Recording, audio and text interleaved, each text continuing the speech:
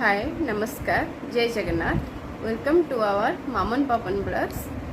आपण मैंने केमती अच्छा प्रभु जगन्नाथ कृपार आशा करी समस्ते भलरे थे।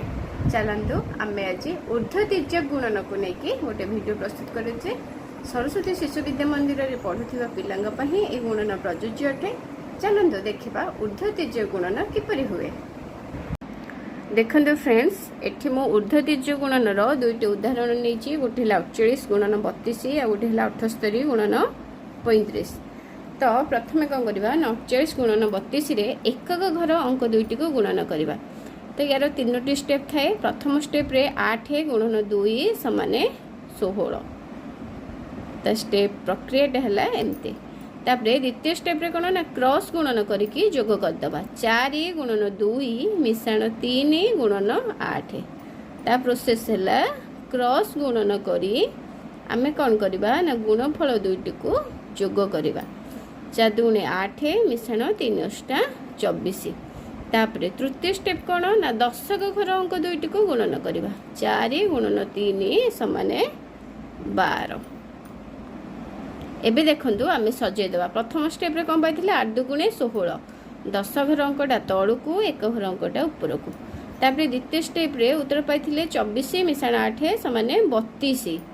पुणी 10 घर तळे 1 घरटा 1 उपरे पुणी 4 तिरिकी 12 हेतिला 10 घर तळे 1 घरटा उपरे। एबे कौन करबा ना जोग करदबा 6 2 1 3 3 2 5 1। ताहले 48 को 32 रे गुणन करले उत्तर फल आसला 1536।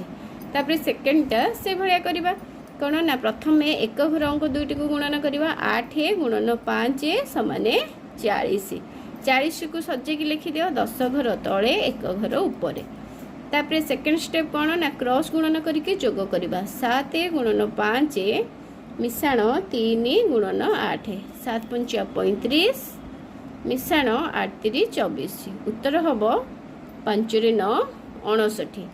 तापरे तृतीय स्टेप कौन करबा 59 संख्या को सेमती सजे की लिखिदबा 10 घर उपरे 1 घर 10 घर तळे 1 घर उपरे।